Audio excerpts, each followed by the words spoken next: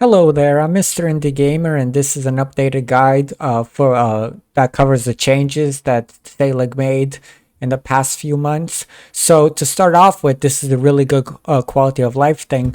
If you click on options and then the gameplay, you can now open up the advanced config manually here, so or automatically, which is quite nice because you can go in, you can change all these settings, and you don't have to like worry about having to remember where the file is and all of that.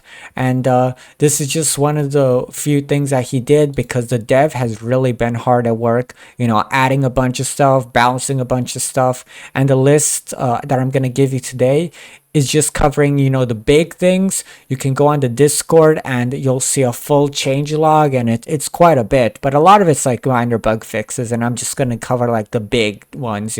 So now there's a new map, right? Well, first of all, there's a little description so you know what each map has, but now there's a new map. So before you had these four maps, which are already pretty built up, and there's a few empty plots here or there, but for the most part, they're built up and there's not much development to be done.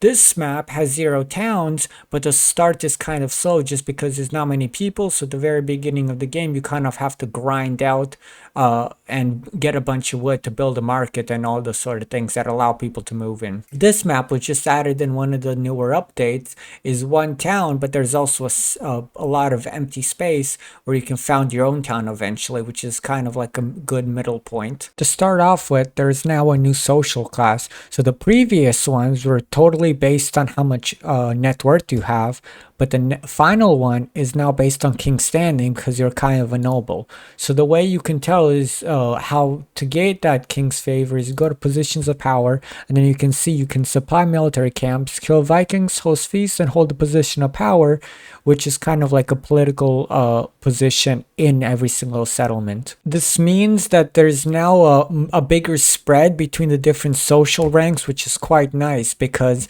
it felt kind of weird to have such a massive difference between the second and the third rank in ownership. The third rank, you can basically control half the map by yourself, which is kind of crazy. And then the second one, you could only control a few buildings. So this kind of spreads out and makes it a little bit more even. Next, there's now the trading post, which allows you to get like exotic materials. But to start off with, you need a trading ship, and it costs 10 iron and 40 wood. So now that the trading ship at the dock is finished, what we can do is we can go in, let me just pause it, can go in, click on it like a cart, and now you can either send to dock or send on a trade mission.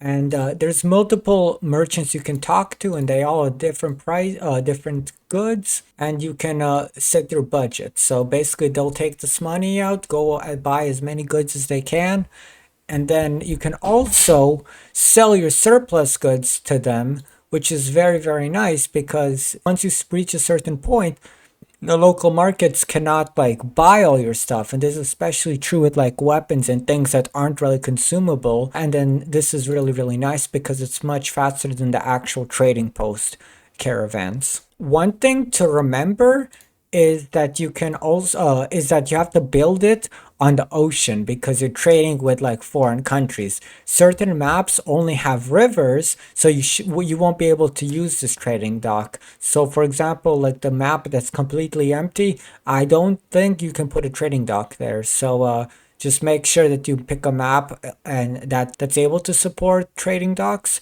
And if not, that's why you can't build one, in case you guys are confused. Now for the upgrades, there's also the better sales thing, which increases the travel time. However, because it's only 1 day, I don't know if it's really worth it unless, you're later on in the game and you really do have like a lot of goods. But $15,000 in the earlier game is kind of, a big steep for what you get. So once you have those goods, there's four more goods that were added: spiced bread and date pudding from the bakehouse, and ivory charms and amber charms in the workshop. And the reason why these are good is because you can produce a bunch of these different goods and you won't suffer from overproduction, right? And the nice thing about charms is because they're always being used, first of all, they sell for a lot, but because they're consumable, there's always going to be a demand for it. With everything else, the demand is kind of once everybody has enough things, then they're not going to buy anymore, right? Unless somebody dies, unless somebody grows up. So you have to really focus on trade routes, which again, this is kind of good because you can send on trade missions, and you can also do the same thing with trading posts if you guys don't remember.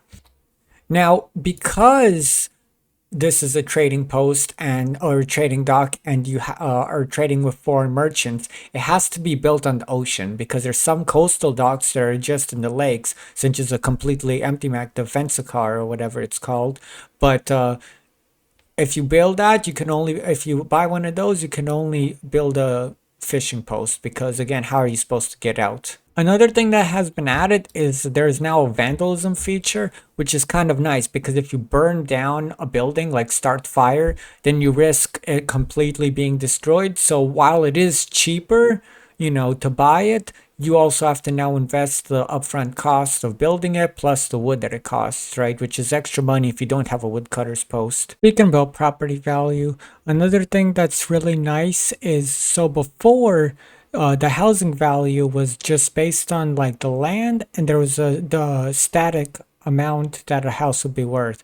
However, that has been changed. So if we look at the information, it's worth 2,500. But if we upgrade it with $600, it should be 3,100 about. However, if we look at the information, it's a little bit more. On top of that, the rent has increased from 125 to 156. So basically, that means that improving buildings or improving houses is now really worth it, because before, if you bought a house and you invested a bunch of money into it, it's just taking that money away. You don't lose money because when you sell it, you'll get it back. However, there's really no point. You know, you won't make any profit on it. So now that's not the case, and it's a very nice change as well. Sheds also have a new feature, and I'm pretty sure this is also in trading posts, called trade routes. So basically what you can do is you can set automation for transportation. And if you have multiple carts, then you can click on the icon and you can pick which cart, and remember, you can rename all of those. And basically what you want to do is you want to click next step, and then pick the source. So for example, the shed, and then this destination. Then you pick the items you want transported. So let's say we do that. And then you set a max of, let's say, 20 of each item. And then automatically this cart will pick from here and move 20 of each item all the way over there. Also, if you want to maintain something, then what you can do is you can do that, and then they'll make sure that they have at least this much to it. And then after it's done, then you can add a new step, and this cart will just kind of like cycle all through all of these. Now, if you want to have two separate cycles or two separate trade routes, then you can use here. But you need a second cart for that, because only one cart per trade route, and that's where you would buy a new cart. Remember, you want to have at least level 3 so it can go around by itself, and you have to like dedicate a worker to it, which you can't even have workers on the shed, so it doesn't matter too much. So make sure the cart is at least level 3 all the time. Finally, there's a few quality of life changes that have happened. So one of them is you can transfer a cart by using this button. You can move it to a different thing. So if you're about to sell a business and then you have a bunch of upgraded carts, you can just transfer them and still keep the upgrades and everything like that. There's automation. So the automation system is a little bit fancier. You can send to a specific building if you want it. So for example, you can send it to the shed, and then from the shed, you can have the trade route send it wherever else you want. But everything else is pretty much the same. Speaking of automation, farms and corrals got a little bit of a buff, because now if you use the automation settings, you can have multiple things, and it changes automatically based on the season. Before, you had to manually go in and change it, which if you didn't, then that means your farms and corrals will be running suboptimally, but you still pay wages and all of that stuff. So on top of that, like your bake houses and ins and all that just don't work anymore, which is definitely frustrating. Well, thank you for watching, and hopefully you guys found this useful. If you guys have any other questions, just let me know in the comments and I should be able to answer them. Thank you, and don't forget to like and subscribe.